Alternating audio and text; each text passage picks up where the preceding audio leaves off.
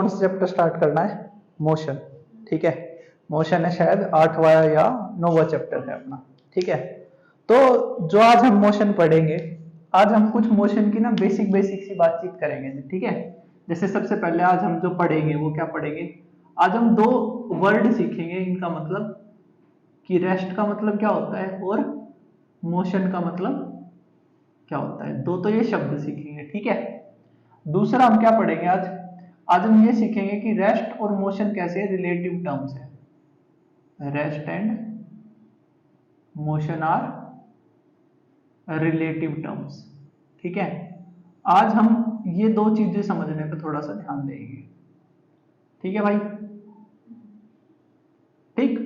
तो दो चीज समझनी, एक तो रेस्ट क्या होता है वो, एक मोशन क्या होता है वो, और दूसरा रेस्ट और मोशन जो है वो क्या है? रिलेटिव टर्म है। रिलेटिव मतलब जुड़ी हुई है एक दूसरे से, किस प्रकार से जुड़ी हुई ये अपने को आज सीखना है। ठीक है, तो चलो भाई, रेस्ट जानते हैं सभी। रेस्ट क्या होता है कि जब कोई चीज अपनी जगह ना चेंज करे। जैसे मान लो पंखा लगा रखा हमने कमरे में, सही है, आज हम आए, हमने देखा पंखा यहाँ है, कल आए कल फिर यही मिला, परसों आए परसों फिर यही मिला, तो हमने क्या कह दिया भाई, पंखा तो अपनी जगह चेंज कर ही नहीं रहा, तो हम क्या कहेंगे? पंखा कैसा हो गया? रेस्ट में हो गया। पंखा कैसा हो गया?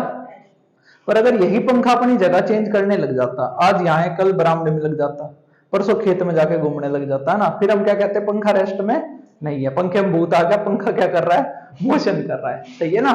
तो रेस्ट मतलब क्या है ना, यही सीखना है अपने को। मेन मकसद तो यही है भाई, रेस्ट मतलब है क्या। तो किस चीज को हम बोलते हैं? रेस्ट। ठीक है, अब कोई भी चीज रुकी हुई है, चलती हुई है, वो कैसे पता चलेगा? देखो, रेस्ट मतलब क्या। तो रेस्ट हम क्या बोलते हैं? हम कहते हैं कि इफ एन ऑब्जेक्ट या if a body does not change,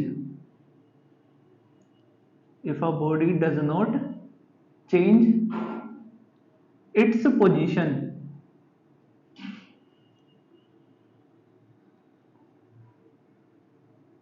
with respect to, ये W.R.T को क्या बोलेंगे? विद रिस्पेक्ट टू,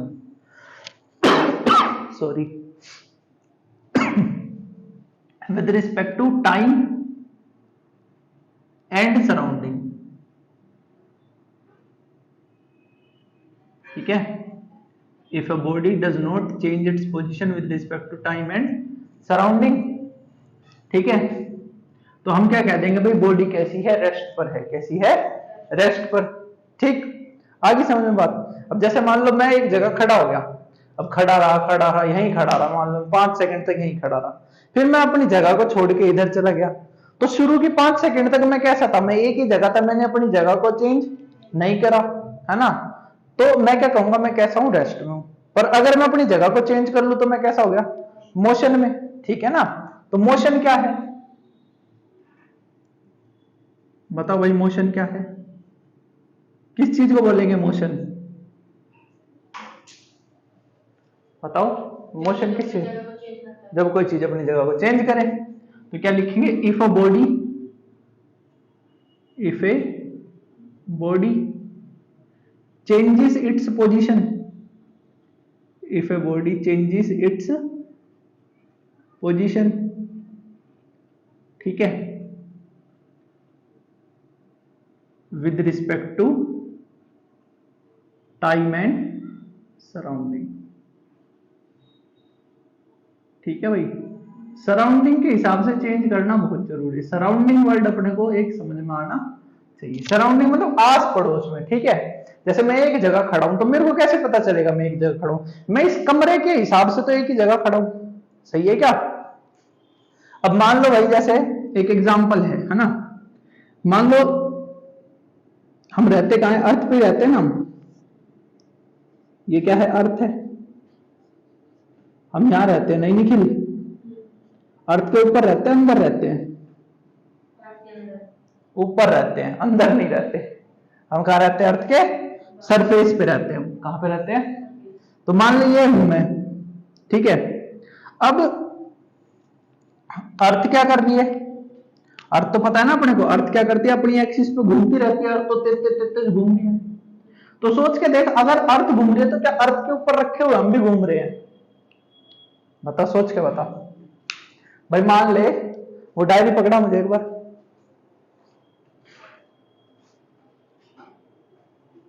अब जैसे मान ले डायरी है, ठीक है, अब मैं इस डायरी के ऊपर ये मार्कर रख दूं और मैं घुमाऊं किसको, डायरी को, तो तुझे क्या लग रहा है, मार्कर भी घूम रहा है, लग रहा है कि नहीं लग रहा है? तो तू क्या कहेगा, ये मार्कर रुका हुआ है कि चल रहा है? चल रहा है, सही बात। तो ऐसे ही जब हम अर्थ के ऊपर है और अर्थ घूम रहे तो क्या हम ये नहीं कहेंगे हम मोशन में है? बोलो भाई, हाँ या ना? हम कैसे है, मोशन में। तो हम जब हम किसके, अब देख हमने क्या करा, पहले हमने क्या करा, अब तू भी यही है मैं भी यही हूं, ठीक है क्या? ये मान ले ये मैं हूं तरुण और ये है मेरा दोस्त निखिल, सही है निखिल? ठीक है, तो निखिल एक बात सोच के देख, अर्थ के हिसाब से तो तू भी घूम रहा है और मैं भी घूम रहा हूं, सही है क्या? अर्थ के हिसाब से अपन दोनों क्या कर रहे हैं, घूम रहे हैं। और अपन जब इस कमरे के अंदर बैठे, जैसे मान लीजिए कमरा है, कमरा भी है तो अर्थ भाई है भाई। जब हम यहां थे, मान लीजिए मैं हूं, ये तू है ना, तरुण और निखिल, सही है भाई। हम इस कमरे के हिसाब से कैसे थे, रेस्ट में, है ना भाई? मैं भी यहीं खड़ा हूं, तू भी अपनी जगह पे बैठा है, तो मैं भी रेस्ट में, तू भी रेस्ट में। पर जब हम अर्थ के हिसाब से देखेंगे तो हम दोनों कैसे हैं, मोशन में, हाँ या ना? तो हम रेस्ट में है कि मोशन में है? क्यों? फिर मोशन में तो अपने को दिखना चाहिए चलते हुए, क्या अपन चलते हुए दिखाई दे रहे इस टाइम पे? नहीं, तो फिर कैसे कह सकते थे? सही है।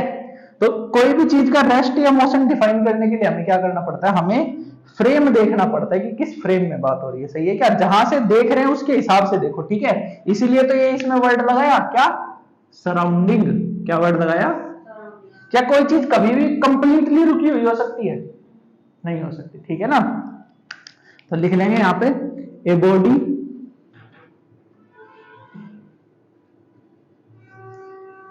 Can not be at absolute rest, can not be at absolute rest, ठीक है? ठीक है भाई। और जो भी ये वीडियो देख रहे हैं, मैं तुमसे ही बातचीत कर रहा हूं निखिल के माध्यम से, ठीक है ना? तो जैसे निखिल आंसर दे वैसे वैसे तुम भी आंसर दो यार, ठीक है? A body can not be at absolute rest, absolute rest मतलब बिल्कुल रेस्ट पे कभी भी नहीं हो सकती, चलती हुई तो होती हैं, सही है क्या? बिल्कुल रुकी हुई कोई चीज कभी भी मिल ही नहीं सकती।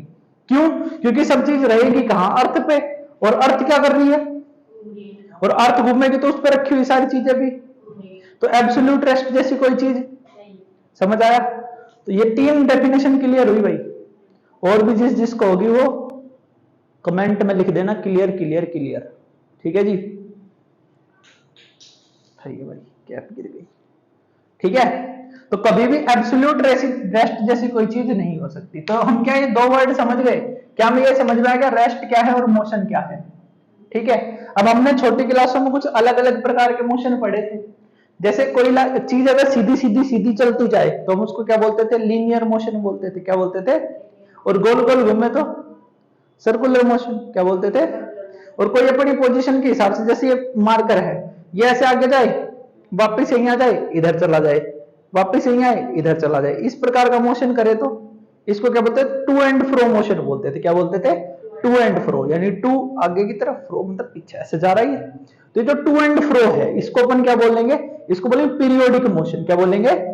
पीरियोडिक मोशन, या ओसिलेटरी मोशन भी बोल सकते हैं इसको, ठीक है ना? तो ये है भाई। तो टाइप्स ऑफ मोशन अपना पढ़ने की अपने को जरूरत नहीं है, एक बार इतना लिखें जल्दी से, लिख लिया? चलो जी, लिख लिया होगा? चलिए आगे चलते हैं। अब ये जो है ना rest and motion are relative terms, इससे हम क्या समझते हैं? ठीक है, क्या सीखना चाह रहे हैं हम Nikhil? Rest and motion are relative, ठीक है? Rest and motion are relative, ठीक है? ये हम देखेंगे कैसे ये रिलेटिव मतलब क्या, कि कुछ भी फिक्स नहीं है, ठीक है? क्या हो सकता है मेरे लिए जो चीज रेस्ट पे हो वो चीज किसी और के लिए रेस्ट पे ना हो, उसके लिए मोशन में हो, ठीक है, ये रिलेटिव का मतलब है, ठीक। और किसी भी मोशन को बताने के लिए, ठीक है क्या, यहां पे लिखेंगे रेस्ट या मोशन को बताने के लिए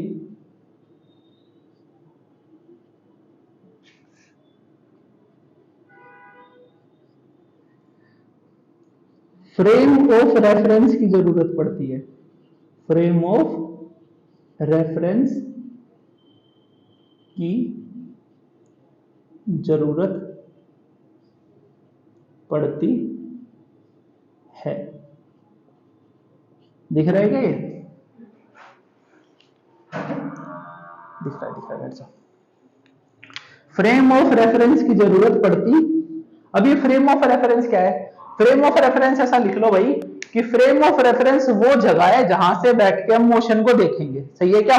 जैसे मैं अगर गाड़ी में बैठ के मोशन को देखूंगा तो मेरा फ्रेम ऑफ रेफरेंस क्या बन जाएगा, गाड़ी बन जाएगा।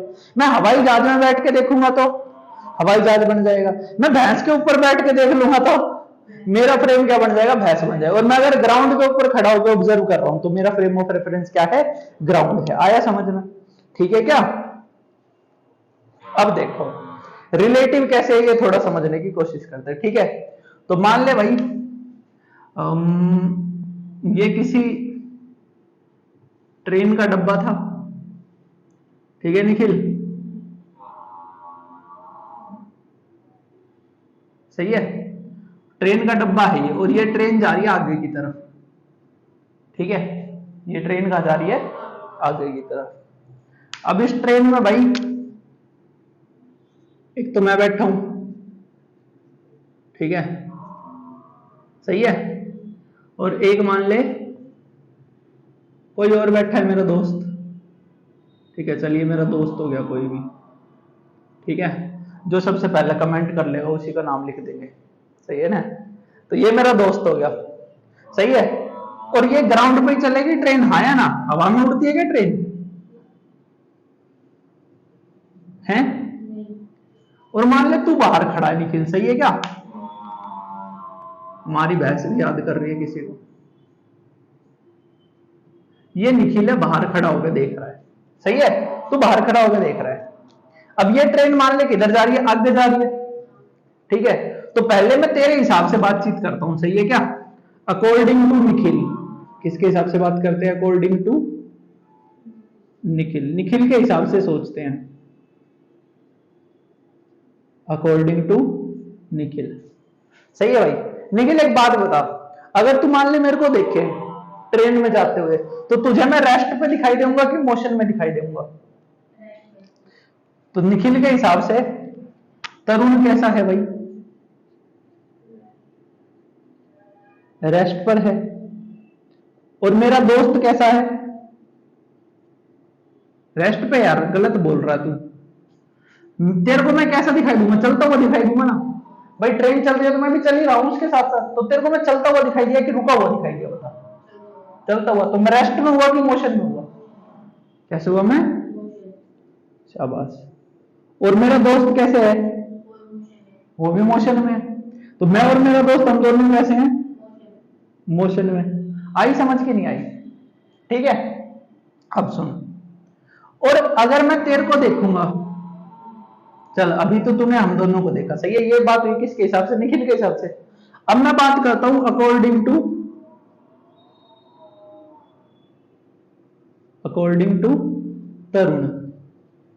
मैं अपने हिसाब से एक बातचीत करूं अगर, तो मेरे हिसाब से मेरा दोस्त कैसा है बता, रेस्ट में कि मोशन में है, रेस्ट पे, क्योंकि मेरे हिसाब से तो मेरा दोस्त एक ही जगह खड़ा है भाई, जहां ट्रेन में मैं खड़ा था वहीं पे वो खड़ा है, बाहर से थोड़ी देख रहा है उसको। और मेरे हिसाब से निखिल कैसा है बता। मान ले तू बस में बैठ के किसी बाहर खड़े हुए आदमी को देखेगा तो तेरे को वो आदमी कैसे दिखता है, पीछे की तरफ जाता हुआ, हाँ है ना। जब अपन गाड़ी में बैठ के जाते हैं तो अपने को पेड़ क्या है पीछे जाते हुए दिखाई दे रहे होते हैं, पर क्या पेड़ पीछे जा रहे होते हैं, असल में तो हम जा रहे हैं, पर लग क्या रहा है पेड़ पीछे जा रहे हैं, तो हम क्या कहेंगे, पेड़ चल रहे हैं, क्या कहते हैं हम, पर चलते हैं क्या, पर दिखते तो है ना, क्या मान लेते हम चल रहे हैं पेड़। तो चल रहे तो मैं क्या कह दूंगा भाई, अब इसी हिसाब से निखिल भी क्या हो जाएगा मेरे लिए मोशन में हो जाएगा, हाँ या ना है। अब सोच के देख, तू क्या कह रहा है कि जो मेरा दोस्त है वो कैसा इमोशन में है, और मैं क्या कह रहा हूं मेरा दोस्त, इसका मतलब दोनों में से अपन में से कोई एक ना एक तो झूठ बोल रहा है, या दोनों ही सही बोल रहे हैं? दोनों सही बोल रहे हैं। क्यों? मेरे हिसाब से आप दोनों चल रहे हैं, हाँ, और आपके हिसाब से आपको दोनों रुका हुआ है। हाँ, तो मेरे निखिल के हिसाब से मैं और मेरा दोस्त चल रहे हैं, और मेरे हिसाब से मेरा दोस्त रुका हुआ है पर निखिल चल रहा है। तो इसमें फर्क क्या है, ये अंतर आ क्यों रहा है अपनी बातों में, क्या कारण है इसका, है भाई? इन दो बातों में फर्क है ना। देख, मेरे हिसाब से मेरा दोस्त रेस्ट पे और तेरे हिसाब से मोशन में है ना, तो क्यों आया ये अंतर, बताओ। चलो भाई कमेंट कर लो, बताओ क्यों आया होगा ये अंतर। तो ये अंतर आया फ्रेम ऑफ रेफरेंस की वजह। सही है। निखिल ने कहां पे खड़े होकर देखा हम दोनों को जाते हुए? निखिल कहां खड़ा था भाई? निखिल यहां खड़ा था ग्राउंड पे। कहां खड़ा था? और मैं कहां था? ट्रेन में।